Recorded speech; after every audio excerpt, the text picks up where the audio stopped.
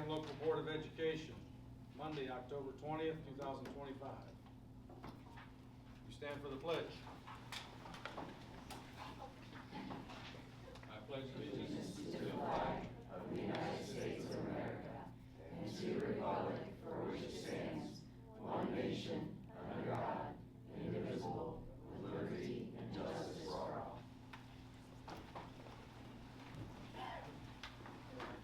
Mr. Schatzel, will you call the roll? Dr. Noel? Here. Ms. Brown? Here. Mr. Knight? Absent this evening. Mr. Kowalski? Here. Ms. Davis? Here. Can I get a motion to adopt the agenda? I'll make a motion. Second? Second. Any questions or concerns? Mr. Schatzel, will you call the roll? Ms. Davis? Aye. Ms. Brown? Aye. Dr. Noel? Aye. Mr. Kowalski? Aye. I'll make a motion to accept the minutes of the regular meeting September 15th, 2025, and the special meeting September 23rd, 2025, as written. Give me a second. I'll second. Any questions or concerns? Mr. Schatzel, will you call the roll? Mr. Kowalski? Aye. Dr. Noel? Aye. Ms. Davis? Aye. Ms. Brown? Aye. Okay. School report. We have some celebrations this evening. Before we do that, I just want to share with everybody, we had an incident today at the high school where there was a swatting call. And if any of you are not familiar with the swatting call, it generally goes out over the internet.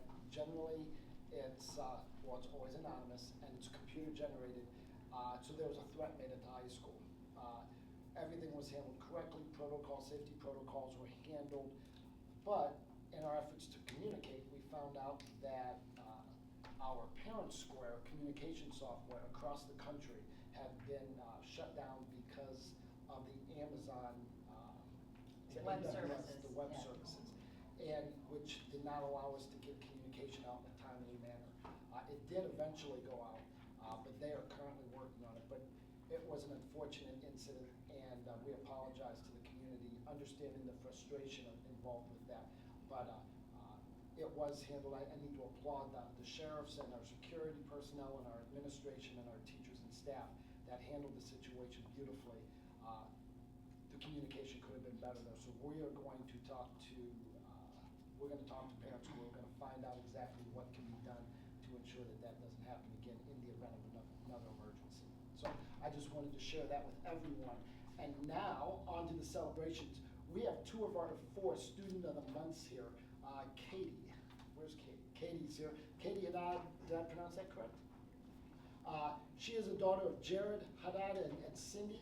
Throughout high school, she served as class president for 1 year and participated in student leadership and the Altman Ambassadors Program for all 4 years. Katie's been a member of varsity soccer for 4 years, track for 3 years, and cross country for 2 years. Katie helped with Little Cats, youth soccer camp, middle school track meets, and out lunches at the Wildcat Craft Show. After graduation, Katie plans to attend Kent State University to pursue a degree in nursing. If she could spend an hour on the park bench with anyone, Katie would choose her Grammy, who she finds endlessly entertaining. So when asked what is the most important part of high school, Katie says, learning to balance getting good grades, extracurricular activities, and friends. Congratulations, Katie.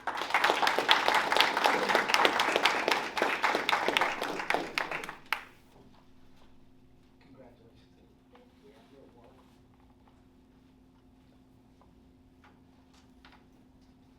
And the second student of the month we have with us is Ava Nolan. She is the daughter of Josh and Katie Nolan.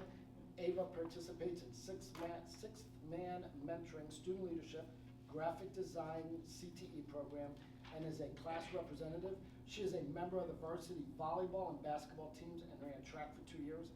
Ava volunteers her time at basketball tournaments, assisting with the quarter auction and participating in stadium cleanups. After graduation, Ava plans to attend college and pursue a career in occupational therapy. If given the chance to sit on a park bench with anyone, Ava would choose Jesus. She believes the best part of being a teen is being able to make friends and do fun things with those you love. Congratulations, Ava Nolan.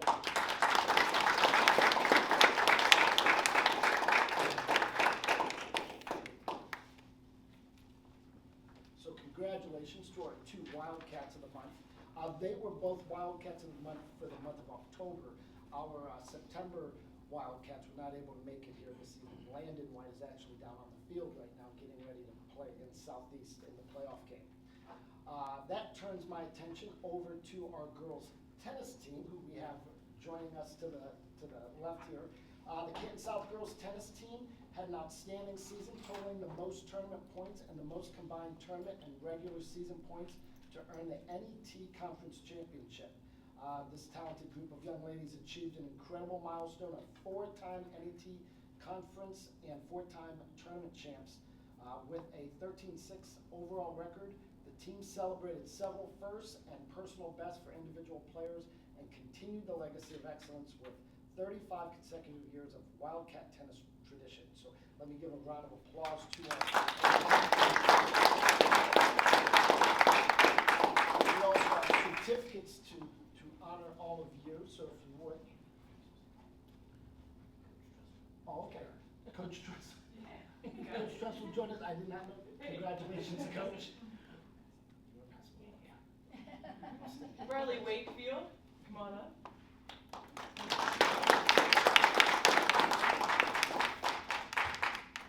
Abby Stinchcomb.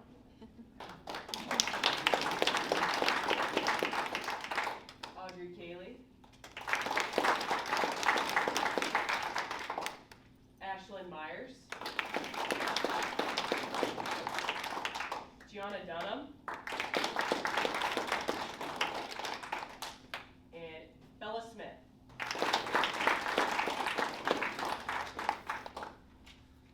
If we can, have another big round of applause for all of our young people. We were just sharing before, this is why the room was a little bit full, of the report card that we got back this year and how well Canton Local had done and the students had done on the report card. And to celebrate our Students of the Month and our Lady Tennis, we also have the boys soccer team who also won their Pac-7 championship. They'll be honored in November because they're going to be playing a game here shortly. But it's just a reminder of all the great things that are going on at Canton Local right now. So congratulations.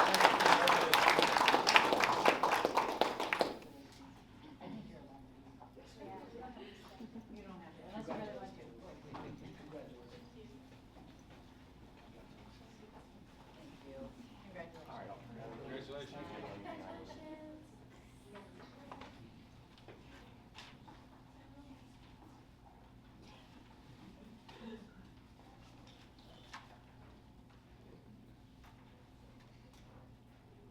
School report? Okay. Hearing of the public. Although state law does not require Board of Education to set aside time for public comment, the board recognizes the value of public input on educational issues and has adopted bylaw 10169.1 effective June 1989 to provide for public comments. In order to protect the rights of all citizens and provide for an orderly climate to conduct board business, the bylaw sets forth the following rules. Public participation shall be permitted only as indicated on the order of the business in the bylaws of this board. Participants must register their intention to participate in the hearing of a public portion of the meeting prior to the meeting being called to order. Participants must be recognized by the presiding officer and must preface their comments by an announcement of their name, address, and group affiliation, if and when appropriate. Each participant shall be limited to 3 minutes for public comment. Public participation shall not exceed 30 minutes. All statements shall be directed to the presiding officer. No person may address or question board members individually. And we have Mr. Dave Andrews. Come on up. First thing I'd like to do is congratulate the tennis team. You guys know I kind of hold that near and dear to my heart. Those girls are fantastic. I mean, anytime you can have any sports team that wins for 35 years, that is pretty special to me. Larry, I think you guys did a great job today with what happened. I mean, there's only so much you can do. Technology is great, and sometimes it just hoses everything up. But the outrage about what went on. I mean, what were people going to do? The place was locked down. Nobody was going in or out. I mean, people got to just calm down a little bit. So what I want to talk about a little bit is this whole wrestling debacle that went on a few weeks ago. That was embarrassing, and I hope everybody understands how embarrassing it was. And I want to highlight a few things along the way that were embarrassing and wildly ridiculous. The biggest thing that really stood out to me was during the meeting, Mr. Knight kept referencing how special this young man is, and I take nothing away from him. If he's a D1 athlete, my daughter was almost good enough to be a D1 athlete. I take nothing away from that young man. He deserves everything he gets. However, with Mr. Knight sitting during that whole meeting and telling everybody how special the young man is, and we need to make exceptions for how special he is. And then the coach in public saying the following: "You won't see me back in this room asking for Sundays in the foreseeable future because I don't have that kind of talent coming up." Now what I heard right there was, I'm not willing to fight for the rest of the kids. I'm only willing to fight for this kid because he's a D1 athlete. That's what I heard Mr. Knight saying. We're not going to make exceptions for all these other kids. We're just going to do it for this one kid because he's extremely special. And again, there's no doubt Dom is wildly special. But each and every one of you allowed that to go down. Each and every one of you allowed those statements to be said. What I would like to know, and you can email me, call, smoke signal, I don't really care. Do you all approve of those messages? And if you don't approve of those messages, it was said in public during a meeting, you all should condemn those. Because that tells every one of our kids, you're not worth the effort.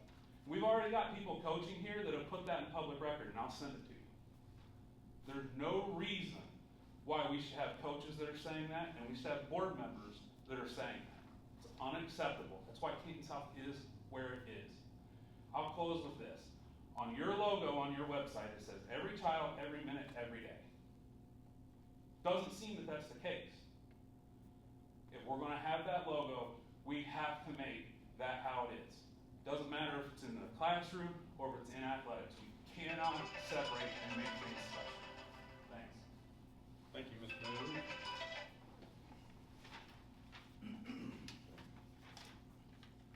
We'll go with the treasurer's report. Okay, I just have a short report here tonight. One item, item A, is the monthly reports. We have item 1, which is Exhibit TA1, September 2025 invoices, and the total for the month of September is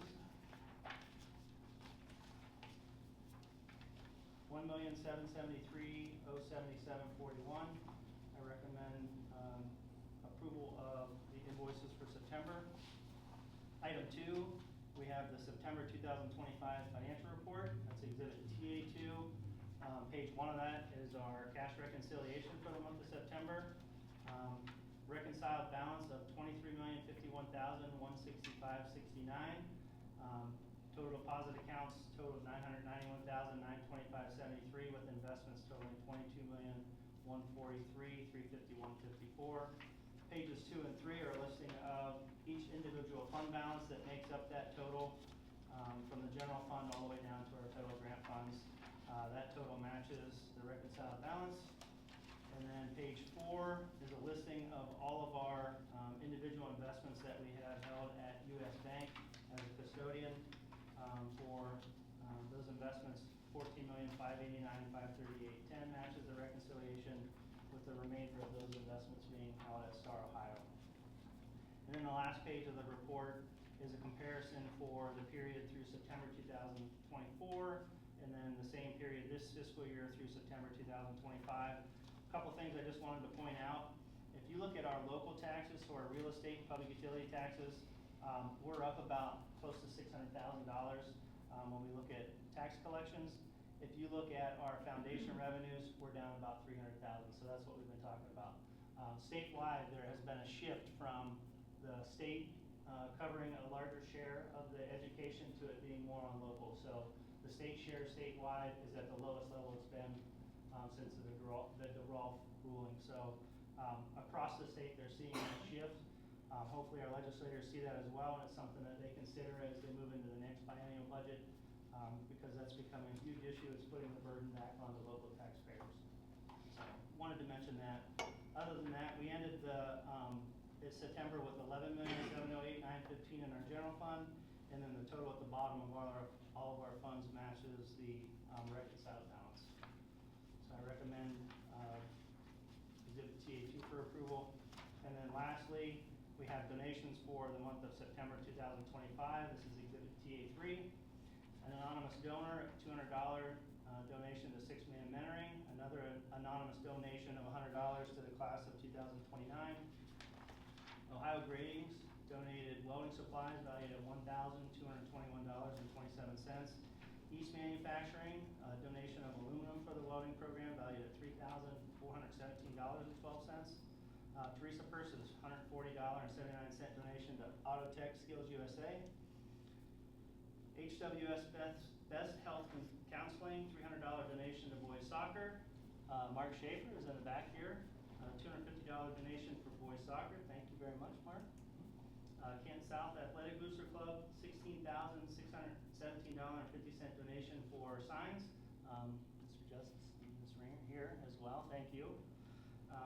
And Thermal Manufacturing, $3,000 donation to boys basketball. I recommend the donations are for approval. I got a motion on the treasurer's report, item A, 1, 2, and 3. So moved. Second? I'll second. Any questions or concerns? I just had a question about the checklisting, and I'm sorry, it's probably menial, but the stretching for the weight room flooring, is that something we have to do often? Which one is that? It's second to last page, third from the bottom, 15,152. It's listed under Stray Dog Strength. It's the flooring for the weight room. So that is a project that we're working on right now. Half of our weight room is covered with the rubber flooring to protect the flooring underneath and to Okay. protect our athletes. We're going to expand that. That's the deposit for them to come in and go ahead and do that whole floor. Okay. So that's Okay. I see that. All right. And then I think I had a question about one other item. Was this the last payment for the track Yes. on page 4? Okay. Yep. Track project is completely finished. Thanks. That's all the question I had, Tom. Mr. Schatz, will you call the roll? Ms. Brown? Aye. Mr. Kvesky? Aye. Dr. Knoll? Aye. Ms. Davis? Aye. Thank you. Move on to communications. We have two special guests with us this evening. We brought back the tradition of having student reps deliver us highlights and happenings at the high school. So I am going to allow them to introduce themselves and tell us what's going on at the high school. Okay. Hello, everybody. My name is Jordan. I am a member of 6-Man. This is my second year. I'm also a member of student leadership. First year. I am in my second year of student voice group, and I am also a member of NSHSS, which is an out-of-school honor society. I am also a member of NTHS and a member of TRIM, which are 2 honor societies, and I am in a CTE called graphic design. And I'm very excited and thankful that I was able to be a member of the student board, and I'm excited to see the changes I can do in order to help the school. Nice to meet everybody. Thank you. Welcome. My name is May. This is actually my first year at Canton South. I'm a senior, but I'm graduating a year early with extra credits. I only needed 3 credits to graduate, so I took advantage of that opportunity. I'm currently looking at programs at Canton University for intervention teaching. I've found a calling to it. I've become very passionate for it because of programs here at Canton South, and I cannot wait to see the ins and outs of the school. Welcome. Thank you. Thank you. We need as many good intervention specialists as we can get, so I'm glad to hear that you're going into that. But thank you. Other communications. Hang on, Yeah. sorry. Do you want to talk about the, Oh, sorry, that was it. That That was was your your introduction. oh, Oh. thank you. Okay, so I'm going to talk about homecoming, how wonderful it was. everybody said the decorations were nice, they enjoyed the music and the environment. One thing that was most loved were the line dances. Everybody was doing, I believe it was the Cupid Shuffle, and everybody loved the photo booth, but that's an every year thing. They love going in there with their friends. Every year the line gets longer and longer, and you have to stand there for like 5 minutes while all the good songs happen. And you're just standing in line to get pictures, and it's so fun. And then another thing I wanted to talk about was hallway decorating. I think I will talk about that. Yeah, a lot of the senior events happening so far this year. We had our first senior sunrise, which was super fun. We went out there super early. We all ate some donuts, had some hot chocolate. It was great. And the personalized parking spots, how everybody decorated theirs, they loved it. We've gotten a lot of positive feedback from that. I don't know about you guys. No favorites, but the junior hallway, Monsters Inc. I fell in love, and I was kind of jealous because I wanted that hallway to be the seniors, but it's okay. I'm not mad at it.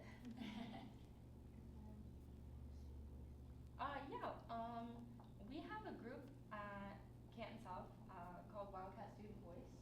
It's all about how we can make the school more welcoming, better learning environment for students, just a better, more inclusive environment overall. And I believe we had our first meeting.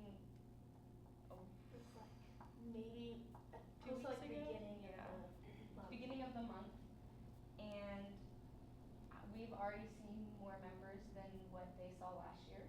I think like 40 more. Yeah, a huge increase of members, and it's more diverse, more members, and there's a lot of inclusivity growing at Kansas. To add on to that, I would say that there's a lot more structure than last year, and we spent the entire meeting talking about like more fundraisers we can do and exciting activities like the hallway decorating. That was one of them, and I was super excited to see that. It was a big surprise. I didn't think it was going to turn out as well as it did, and I'm very happy about that. And then we can also talk about the wellness fair. I personally enjoyed it. It was very fun, but I enjoy the wellness fair every year. I like going up there and seeing all the like the Alban ambassadors and everything. Six Men actually had a booth there, and I was positioned there for 4 periods. I thought I was making people a little nervous because I'm very loud, but apparently they all liked it, and I got a whole bunch of people, and they were all super excited. The middle school were a little bummed out because they couldn't get Noella, but they did still do it, and it was very, very fun. And then upcoming events, we do have quite a few. I know NTHS is hosting a blood drive coming up, I think in the next month or so.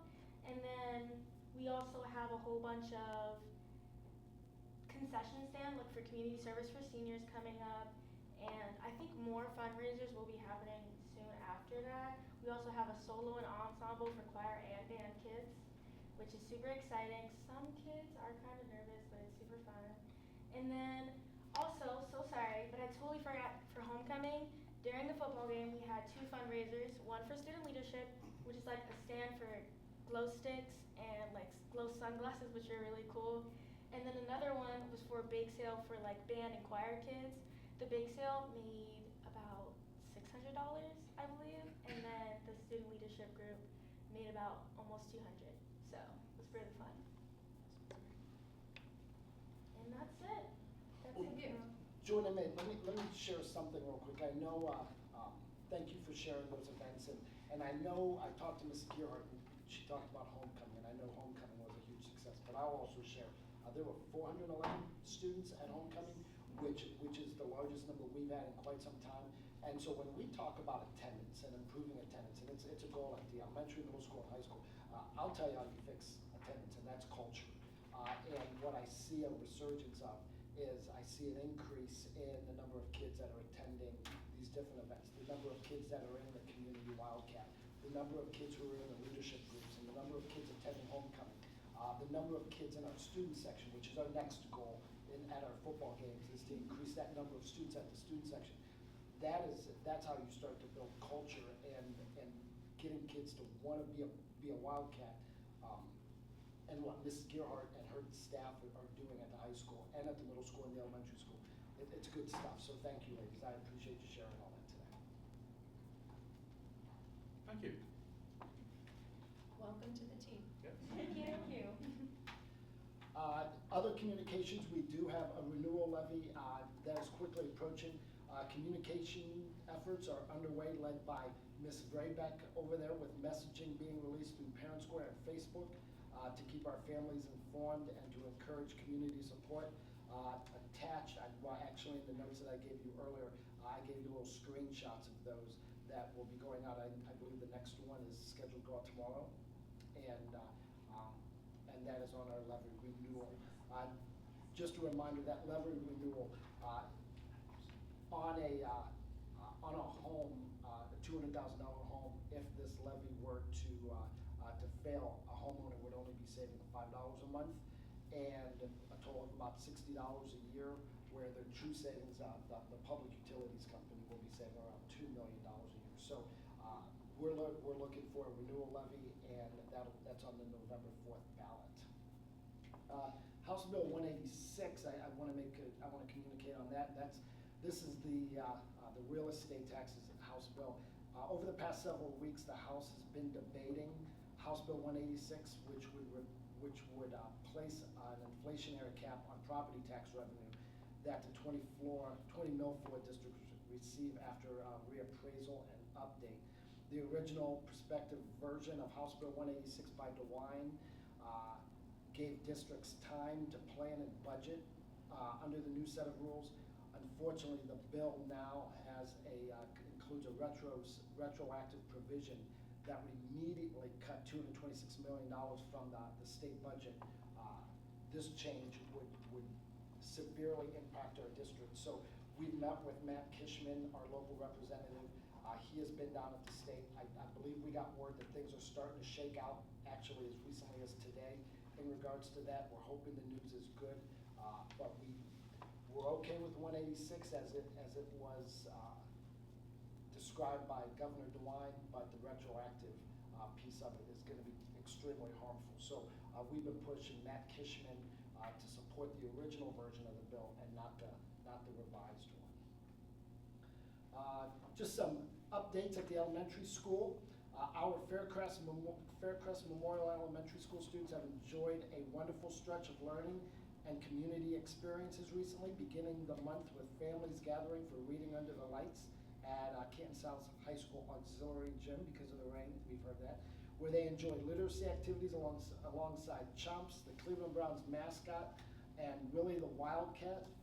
More recently, the intensive needs classroom took a fall field trip to Ramsayer Farms in Worcester, where students explored the pumpkin patch and the rest of the farm. The Stark County District Library Bookmobile also visited that week, giving students the opportunity to browse and check out new books, as well as hear voices from the Bookmobile staff. And on Friday, October 17th, they held their School Spirit Day, focusing on career connections, highlighting careers in the arts and entertainment. Additionally, our third graders concluded their study of animal classification with a visit to the South Stark Career Academy's Small Animal Science program, whose students brought in live animals to share.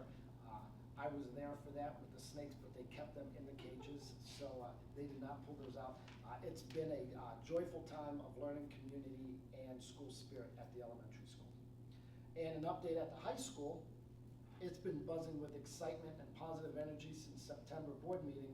They celebrated 26 Student of the Month nominations, recognizing outstanding behavior, academic achievement, and leadership among our students. Each student that is nominated gets a letter sent home to their parents and guardians stating which of their teachers nominated them, that they were nominated for. Two of the ones you saw this evening, the ones that were nominated or chosen. The homecoming dance was a huge success, drawing 411 students for a night of fun, music, and school spirit. It was a great reflection of student engagement.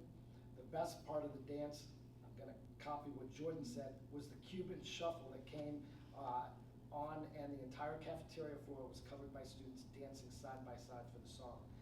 And in addition, their first PBIS store event saw 289 reward tickets cashed in, highlighting the enthusiasm students have shown for making positive choices. They're happy to report improved attendance during the first 9 weeks compared to previous period, a positive sign that the students are more motivated and connected than ever. All of this can be contributed to their hard work of the staff and the pride their students take in being part of the Canton South community. And not to forget, our boys play tonight at 7 down on the field if you can make it for the playoff game. So we wish them the best of luck. And that concludes the communications portion. Thank you. All right, let's go to the superintendent's report. All right, under personnel, we have the resignations or retirements of Leah Leahy and Janice Barnes. They are both retiring effective at the conclusion of the 25-26 school year. They just turned in their notices, so we wish them the best and congratulate them on the opportunity to move forward in their next steps. For employment, A2, we have John Petriello, educational parapro employment transfer from 5.5 hours at the high school to 7 hours at Faircrest Memorial Elementary School, effective October 1. Kathy Strobel, educational parapro bus aide, 1.5 hours per day. It's a temporary position, effective October 10th. Faith Taylor, permanent sub, part-time, 2 days a week at $175 per day, effective the 25-26 school term. Krissa Boyce, HOSA advisor, supplemental contract effective for the 25-26 school year. Michelle Rosette, Dungeons and Dragons Club advisor, 1.5% stipend, supplemental contract. We did an MOU for that. Monica Crawford, you'll see her on here twice. First as a substitute cafeteria worker, but then Lisa Hookwaite wants to employ her as a permanent sub-cafeteria worker at 3.5 hours. That's why you see her on there twice. Sarah Howes, substitute cafeteria worker, effective for the 25-26 school term. Cadence Herbert, PAC technician, student worker at $14 an hour as she's needed in the Performing Arts Center.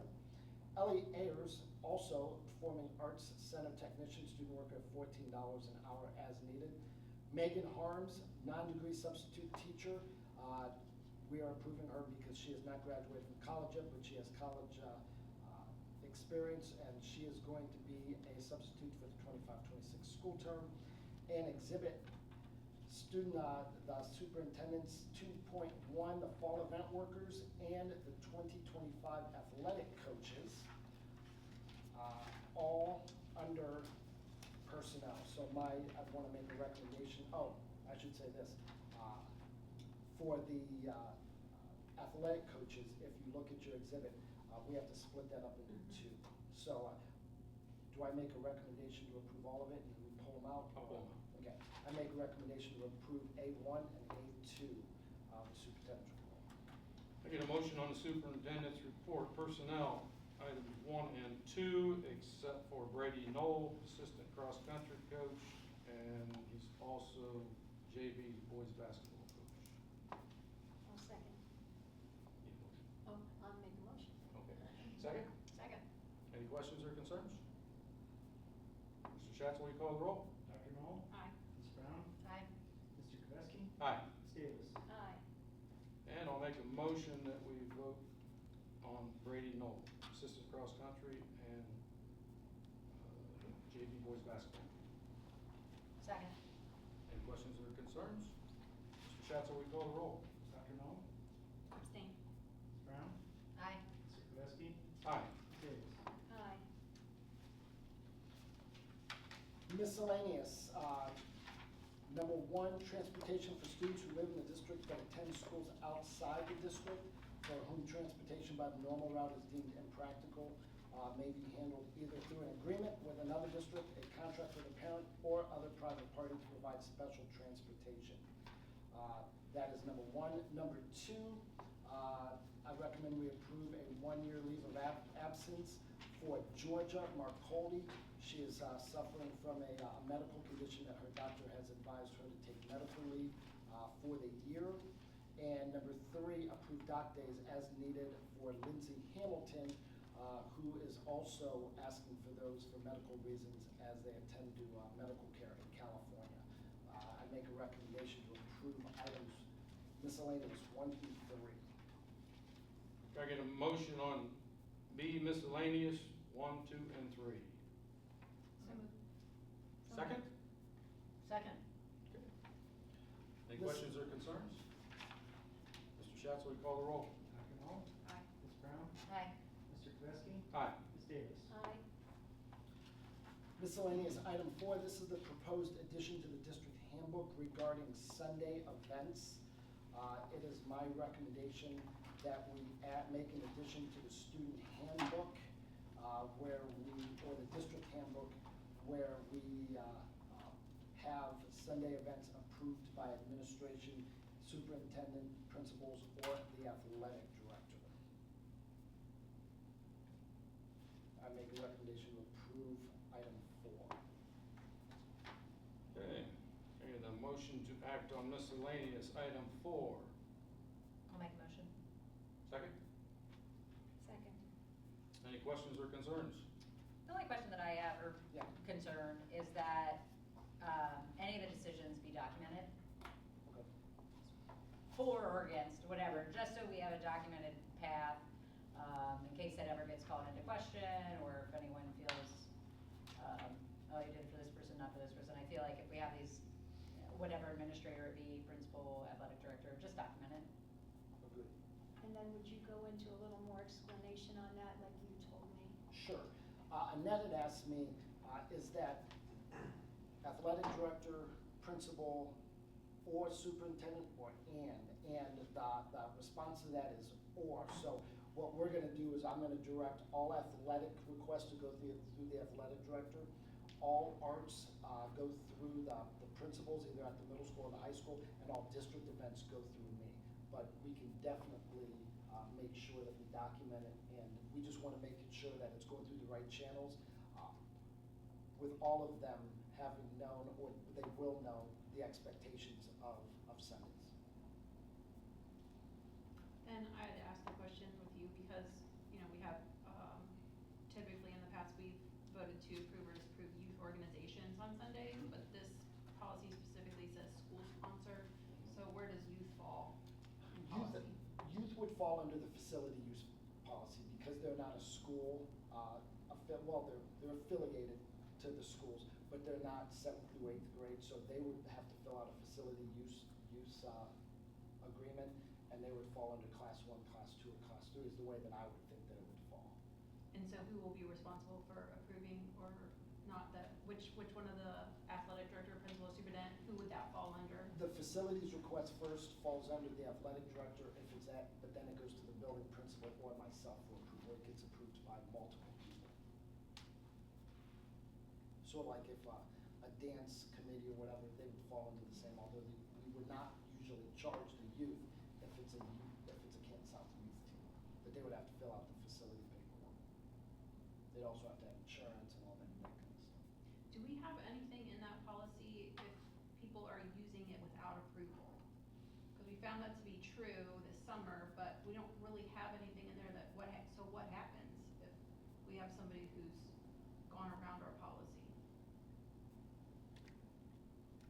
When you say, are you talking about like like youth teams, or are you talking Yeah, like about? where facilities requests haven't been filled out, where approval hasn't been on for Sundays. There'll be reprimands. There's gonna be clear expectations set for the athletic director and the principals, and that they have to know what's going on. I know, we can't guarantee that they won't come in, but then if we do find out if they did come in, there will be repercussions. So I don't know, if maybe further discussion could be like, what would that look like? So we're ready for it and we can share ahead of time that, you know, for example, so if we find out a youth organization's been using, you know, the facilities all summer without permission, then what will we do about that? You know, what will be, we should probably have that clearly spelled out so that when we're ready, when we find out that's true, then we say, and so this was, you know, are we gonna exclude access? Are we gonna, you know? And what we could do with that, Dr. Knoll, too, is when I share the expectations with the athletic director and the principals, having those consequences in place would be good to share with them as well, so that they can communicate that as well. So I don't want to say so it's fair, but so that they know what the consequences were.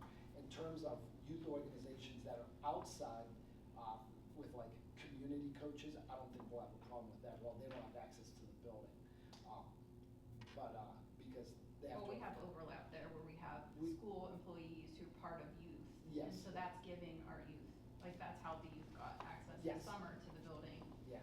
And Well, so, yeah, so there'd be consequences in place for that.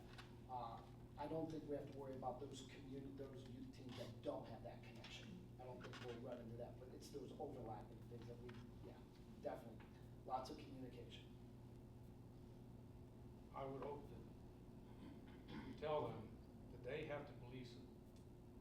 And they're gonna be in trouble if they let it happen, Agreed. okay?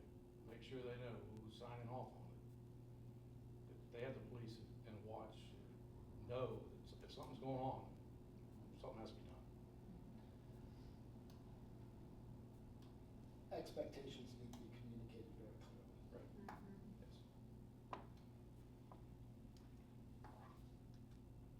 Anything else? Nothing for me. Mr. Sheffield, will you call the roll? Dr. Noel? Aye. Ms. Brown? Aye. Mr. Kvesky? Aye. Ms. Davis? Aye. Okay. Tom, Yes. am I out of order? So in the information, the board concerns, I would like to continue the conversation about today with the swatting call. Can we talk about that? Sure. Okay, so, absolutely agree, and Dave, thanks for pointing out the school, I agree, I believe the school did everything that we could do to communicate and follow the proper procedures that we went through a full drill, was it March of last year, I think, right at spring break, for the buildings and for the rooms. But we did find we have a gap, and that's, redundancy in our communications. And I'm glad Mark's here, because, one thing that popped in my mind this afternoon was like, okay, you know, where could we shift, what could we do differently, when something that we use is not working properly? And the community, the township has Everbridge, and I don't know if this is something that they could become our backup to communication. Not every township member in Canton South is probably enrolled in it. They do a good job advertising it on the newsletters. And then if you get the emails about the township trustee meetings, that's usually advertised there. But it doesn't mean every parent, right, that is living in Canton Township, it doesn't mean all the right people would be communicated to, but it could be considered a redundancy plan. I don't know what type of cost. Oh, press the button. I guess my idea was horrible, we're shutting the lights out. Lights out on that idea. But it was just something, I was trying to think, like, what are tools that are already in place that we could piggyback on to help in the event something like this would ever happen. Again, of course, hopefully not, but we need to. Well, a couple things. Number one, we had a tabletop scheduled for later this week on safety and security. So obviously, like I shared with you, Angela, this is going to be one of the agenda items that are added to that tabletop. What is Everbridge, Mark? Can you talk about that just a second? Everbridge is the most nationally known, widest used for emergency response type service communication. So it's an outbound and or electronic communication system. So we use it we actually have it in place in case something would happen at Marathon. We're responsible for the township's emergency response to any major event, something like East Liverpool, the railroad disasters and all that. So it's a passive, to Angela's point, it's a passive subscription service right now where you can ask for communications through, it automatically posts to Facebook, it automatically sends out to all calls, and also does whatever we want it to do, send emails. So as much information as you want to subscribe to and feed it, your phone number, your email, or whatever, it will send out. So it's there, and it is for the community, and it could be a backup service. And it actually probably should be a service that the school looks at. I don't know how it compares against Parent Square, but from a Secret Service / FBI / they endorse Everbridge as the main communication tool for that kind of stuff. We'll talk more. Okay. Because, so this is one of the discussions we had. So if Parent Square goes out, which it did, what's our backup plan outside of social media and so forth? Because what we used to have is called TEC, and that's what used to make our all calls, but it's also very expensive. So to run both those programs, Parent Square, which is a far and away superior product to TEC, that takes care of our postings, our messaging, our all calls. It takes care of everything. So So we replaced TEC with Parent Square. And I'm only familiar with both because we ran both of those and made the transition at my previous district. So to run both those programs as one as a backup, financially, it's just not very wise. But to have a backup system outside of just social media, which is what Karen's, which by the way, kudos to Karen today Karen was a champ. I was in Columbus, and I immediately, we put the buildings into soft lockdown. I called Karen, who is in her car. She pulls over and she starts sending messages out through me and through Parent Square, which didn't go out. The best laid plans. But Karen then immediately got on the Facebook and was trying to provide everyone the most up-to-date information. So, yeah, Mark, I am very interested in talking about Everbridge and getting some type of a backup plan on there. So. Excellent. And then the other option, because again, I was trying to think of tools that we already had in place. I don't believe our Stop Finder app uses Parent Square, correct? So it would be operating, and again, it's limited because not every parent has their child on a bus, so not every parent is enrolled in Stop Finder, but it's just another tool that we already have that we could use to get some information out.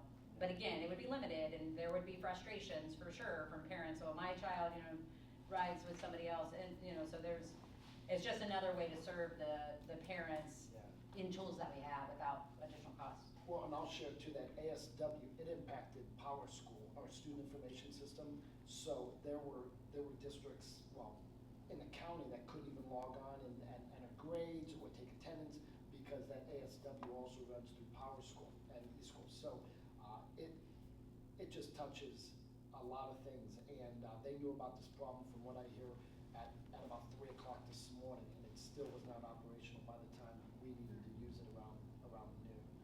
So. No, yeah, for sure.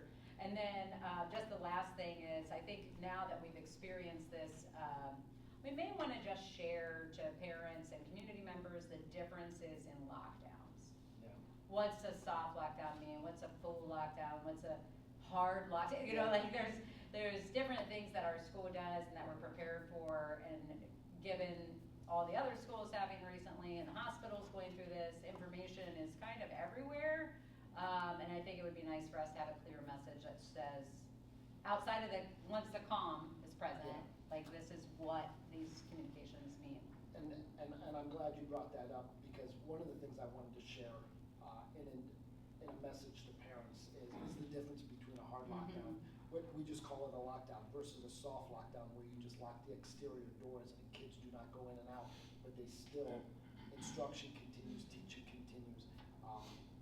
Definitely when there's an outside fear. And the differences in how we communicate to our own students. Yeah. Because I think just some of the concerns that I had were brought up to me about why wouldn't my own student know this, and why we do communicate to students at different times and why we don't at other times about the levels of lockdown.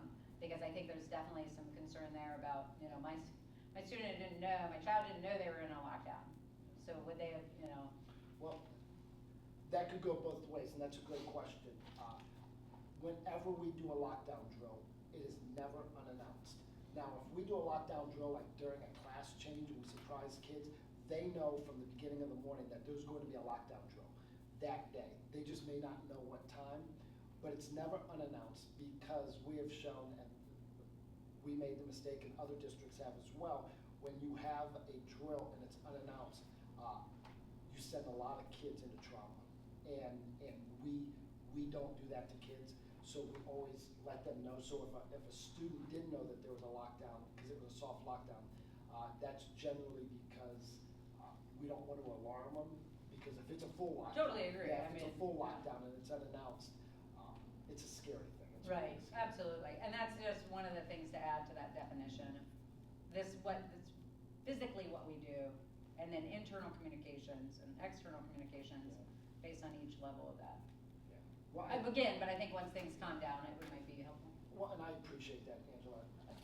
You're always asking like really good questions, so I appreciate that. And we'll talk about that at our tabletop. Thanks, Tom. Thank you. Can I have one more thing here? you just revisit for all of us that list that we approved for youth organizations and the process that you're going through?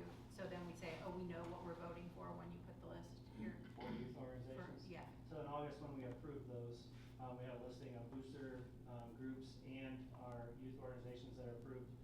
So moving forward, before they go on the agenda for the board, we'll make sure that for publication 78, I believe it is, that they are a charitable organization. If they are listed under that, then it will be presented to the board to be an affiliated organization. If for some reason that's been revoked, we'll reach out to them, get some information, and provide that to the board as well, so that way you have all the information before you recognize them as affiliated. So. And I know we had the discussion about, I know Larry had this discussion with me via email about, you know, like checking, or do they have background checks and things like that? Do we have a sign off for them where they have to tell us, hey, we all of our, you know, board that has to have background checks has it, our coaches. Do they ever have to like sign off to you? Because I know we're not checking that, because you said that's a lot to check. But somehow we have to have like their word that they've said that they've met those criteria. So if something would happen, do we have any kind of sign off form where they can just check the boxes, like are your members, you know, background checked and things like that, so that because like voting for them to use our facilities, if I don't know that, like if I don't know a coach has been background checked and they're working with them and then we have an issue on it, then we're held responsible for that. But if you have a sign, if we're not checking that to say, okay, board members I've checked, so they're good, then can we have a sign off form where they're with their signature and date saying, yes, I've met all this criteria. That way if something comes back to us, we can say, well, they told us that was true. We can, I'm not sure, I mean, if that's the direction the board would like to go, at some point we have to be careful of pushing people. We have a hard time getting people to want to volunteer for these positions. I mean, you see it in the athletic booster club and in the groups. If we start throwing a bunch of requirements at them, are we going to push everybody out? No one want to be involved. So there's a fine line there, but we want to make sure that our groups are accountable. So. Yeah, I just want to it's important that they have background checks, right? So like if saying you have to get a background check is pushing some away, that's alarming to me. That they're like, oh, or do they not want the expense of it? Are they worried about somebody who doesn't have a good background check? Like, if you want to use our facilities and this is our policy, then if they want to use our facilities, they have to follow it. You know what I mean? Like, I feel like if we have criteria we set, which is there for a reason, like for legal reasons, like if something should happen at our facilities, we're legally responsible because we've approved them to use our facility. We could possibly add that to the facility request form. Then I know, because when you fill out the facility request form, it talks about insurance.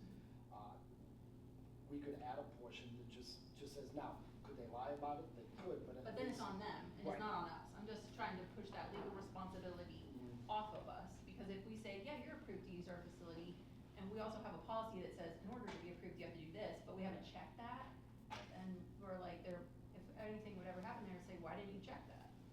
We do have, I mean, schools have sovereign immunity, so that way we would be covered in a situation like that. I'm not saying that we shouldn't be worried about it, but if the organization has filled out the facility request form just because they're in our facility and something happens, doesn't mean we're automatically liable.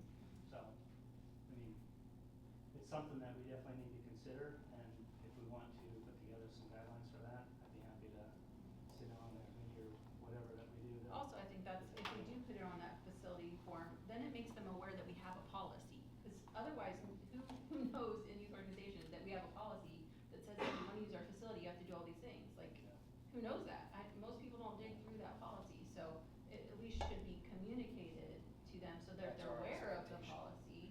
And then they can say, oh, okay, yeah, we're willing to follow this because we want to use the facilities. We can at least communicate our expectations that all their people be background checked and sign off on it. Yeah, I Something just along think those that lines. bullet point check that's in our policy, there's like 5 things or something in there, around 5 things that say, if you want to use our facility, you have to do this, this, this, and this. Like, those things should be, number 1, communicated out, and then them communicating, say, yeah, we do that. We could include that. I don't think that's that big of a thing in addition. Jason, can you check with the lawyer and see the way we currently do it, if we're covered? And if not, then we can do something different like that. Let's check with them and see. Okay? Good.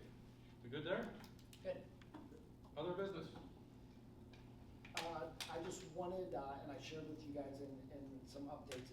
The notice of intent to rehire Joyce Kirkpatrick, we have to make a public notice, and it's also going to be in the paper, but our intent is to rehire Joyce Kirkpatrick, the transportation supervisor, because she's returning in the same role. She'll be retiring on October 31st, and the reemployment date, the proposed reemployment date is January 5th. So by law, we have to make a public notice, and that's what we're doing. I just want to make a notice of intent to rehire Joyce Kirkpatrick. In the past, that's always been a 1 year, so will we extend that out to another year, or will it only be 1 year? I believe it would be a 1-year recommendation for each of those, so for this year, it would just be to the end of the year. And then Okay. it'd be like a 1-year contract each year. Yeah, she does a great job for us at the bus garage. So she's gonna come back as sort of like as a part-time person.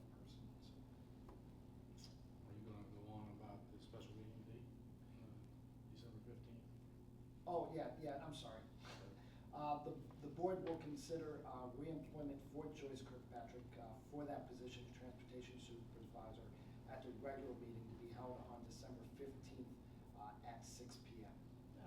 But we're having a meeting At 5:45? At 5:45, yes. 5:45. We're meeting at 5:45? It'll be a Special special meeting. meeting. Oh, just for the, I We have to see give it, the okay. opportunity For public input. for public input. Sorry. No, you're fine, I didn't read it. I didn't read it right. I didn't say it clearly enough. Yeah, you didn't, you're right. First time. I think it was in his Yeah. superintendent update. Okay, any questions pertaining to the agenda items or board action? Questions can be emailed to larry.tosh@cantonlocal.org, jason.schatzel@cantonlocal.org, tom.kaveski@cantonlocal.org. Okay. No executive session. Okay. I'll make a motion to adjourn. I guess second. Mr. Schatzel, will you call the roll? Mr. Kaminsky? Aye.